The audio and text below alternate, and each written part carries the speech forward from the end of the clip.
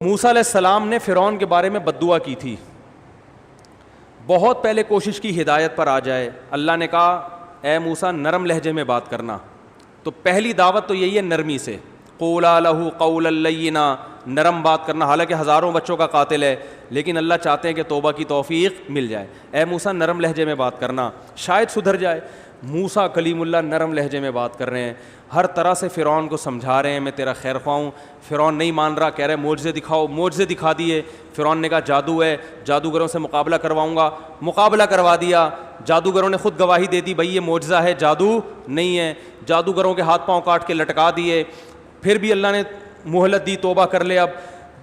پھر اللہ نے مینڈکوں کا عذاب بھیجا, ٹڈیوں کا عذاب بھیجا, جوؤں کا عذاب, ہر طرح کے عذاب بھیجے. جب موسیٰ علیہ السلام دعا کرتے عذاب ٹل جاتا, دعا نہیں کرتے تو عذاب نہیں ٹلتا. صاف دکھا دیا وجاہدوا بہا واستیقنتھا انفسہم. اللہ فرماتے ہیں فرعون اور اس کے درباریوں کو یقین ہو گیا کہ یہ اللہ کا پیغمبر ہے, یہ جھوٹا نہیں ہے. پھر بھی انکار کرتے رہے. بالآخر جب ظلم انتہا ہوئی ہے نا, تو پھر موسیٰ علیہ السلام نے بد دعا کی ہے اور ہارون علیہ السلام نے بھی ہاتھ اٹھائے. اے اللہ اب فرعون کو تباہ کر دے, اور پہلا دعا میں تجھ سے یہ مانگتا ہوں کہ اس سے ہدایت کی توفیق سلب کر لے. ربنا اطمس علی اموالہم واشدد علی قلوبہم. اے اللہ اس کے دل پہ مہر لگا دے, اس کو ایمان کی توفیق نہ ملے. ایسا نہ ہو کہ اتنی بدماشیاں کی ہیں اس نے, اب جب اس کی ہلاکت کا وقت آیا اور ہمارا وقت آیا کہ ہمیں ظلم سے نجات ملے, پتہ چلا یہ کلمہ پڑھ کے کیا ہو گیا, مسلمان. اور اللہ کا قاعدہ ہے کہ جب کوئی کلمہ پڑھ کے مسلمان ہو گیا 99 سال میں بھی, تو اللہ پچھلا سب کیا کر دیتے ہیں, معاف. اے اللہ کلمہ پڑھنے تیرا اصول تو چینج نہیں ہو سکتا, کلمہ پڑھے گا تو نے تو معاف کرنا ہی کرنا ہے. میں یہ تو نہیں کہتا کہ اپنا اصول چینج کر لے تو, یہ تو نے کرنا نہیں ہے. موت سے پہلے جو توبہ کرے گا تو نے معاف کرنا ہے, یہ تو تیرا لگا بندہ اصول ہے. یہ اصول تو تیرا چینج نہیں ہو سکتا. اب میں یہ تو نہیں کہہ سکتا کہ فرعون کے حق میں یہ اصول چینج کر لے, نہ, یہ تو تیرا اصول ہے کہ مرنے سے پہلے جو توبہ کرے گا وہ توبہ قبول ہوگی, بشرطے کہ بالکل حالت نزع کی کیفیت میں نہ ہو.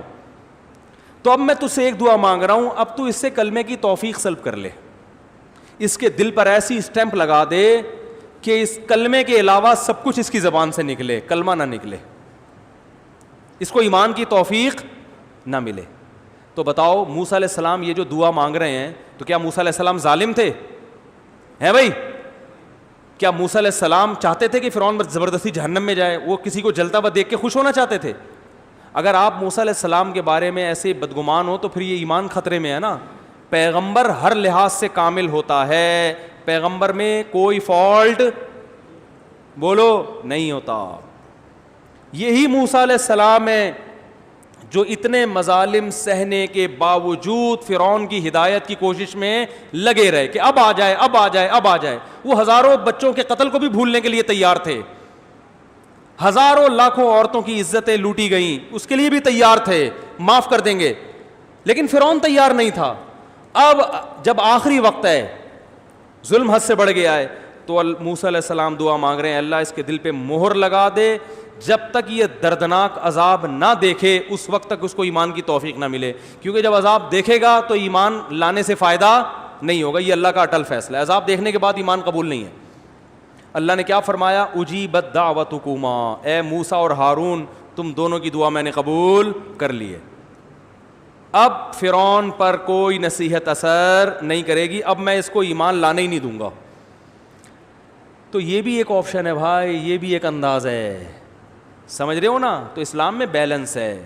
بعض لوگ اس طرف ہو جاتے ہیں, بعض اتنے سخت دل ہو جاتے ہیں کہ وہ کہتے ہیں پہلی دفعہ میں ہی ڈنڈا لے کے چڑھ جاؤ. وہ مولانا طارق جمیل صاحب اگر کسی حاکم سے ملنے جا رہے ہیں تو اس پر بھی اعتراض کہ علماء تو حکومت کے پاس نہیں جاتے تھے, وہ موسیٰ علیہ السلام تو فرعون جیسے ظالم کے پاس گئے ہیں, تو مولانا طارق جمیل صاحب وزیر اعظم کے پاس نہیں جا سکتے. تو ایک طرف غلو ہو جاتا ہے, اور بعض دفعہ دوسری طرف غلو ہو جاتا ہے. اتنے میٹھے بن جاتے ہیں کہ ایک آدمی ظلم کر رہا ہے تو بد دعا کرنے کو بھی حرام کہتے ہیں کہ نا نا نا نا نا, اور کوشش کرتے ہیں لیلۃ القدر میں مروا کے اس کو کہاں بھیجیں, جنت میں بھیجیں. لیلۃ القدر میں مرا جنت میں جائے گا, لیلۃ القدر میں مرا جنت میں جائے گا. او بھائی یہ جنت میں چلا گیا تو ان ہزاروں لوگ جو ہے نا ان پہ ترس کھاؤ. تو موسیٰ علیہ السلام فرعون سے دشمنی نہیں تھی, اپنی قوم سے محبت تھی, فرعون سے دشمنی میں نہیں بد دعا کر رہے تھے فرعون کے خلاف, اپنی قوم سے محبت میں غیرت کی وجہ سے دعا کر رہے تھے کہ اللہ یہ جنت میں چلا گیا تو میری قوم کے جو جذبات ہیں نا, جو ہزاروں صدیوں سے یہ ظلم کر رہا ہے, ہمارے جذبات کو ٹھیس پہنچے گی, ہم بھی تو تیرے بندے ہیں, کچھ ہمارا بھی خیال کر لے, ہم چاہتے ہیں کہ لٹکے کم بختی ہے. تو یہ بھی غیرت ہوتی ہے بھائی.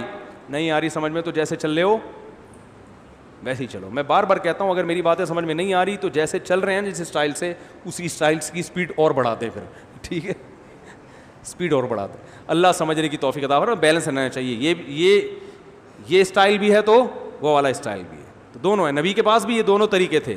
آپ نے بد دعائیں بھی کی ہیں. فتح مکہ کے دن آپ نے اعلان کیا سب کو معاف کر دو. ابن خطل ایک بڑا ظالم تھا, وہ بیت اللہ کا غلاف پکڑ کے پناہ مانگ رہا تھا. آپ نے فرمایا ابن خطل کو جہاں پاؤ قتل کر دو. لوگوں نے کہا وہ تو بیت اللہ کے غلاف پڑا, فرمایا وہیں اڑا دو اس کی گردن. یہ بھی ہے, نہیں آ رہی سمجھ میں. نبی صلی اللہ علیہ وسلم نے کافر کو پکڑا, دشمن تھا, جنگ میں آیا ہوا تھا, جنگ میں گرفتار ہوا, حکم دیا اس کو قتل کر دو. اس نے کہا میری 6 بیٹیاں مجھ پہ ترس کھائیں, میری 6 بیٹیاں, ان کا کوئی پرسان حال نہیں ہے. آپ نے ترس کھایا, چھوڑ دیا. یہ نبی کا جمال ہے.